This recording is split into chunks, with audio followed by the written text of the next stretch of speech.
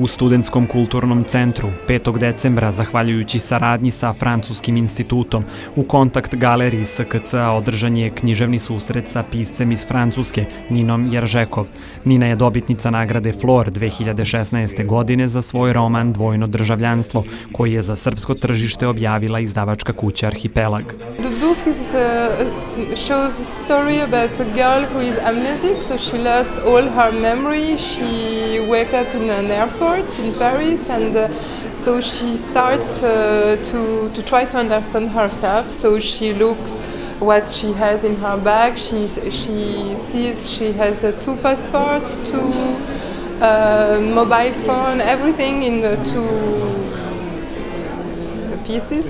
And so finally she starts to understand that she has a double life between two countries. So it's an investigation about identity between an Eastern European country and a Western European country. The book in France was published more than 1 year ago, so I had many situations when I can answer the question and discuss about the book. And of course, the same question came back again and again.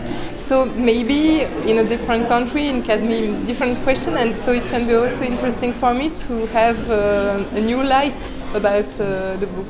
Susretu su prisustvovali Gojko Božović, urednik Arhipelaga, Katarina Trajković, prevodilac, i Nenad Glišić ispred Studentskog kulturnog centra. Studenti romanistike Filološko-umetničkog fakulteta bili su takođe aktivni učesnici ovog događaja.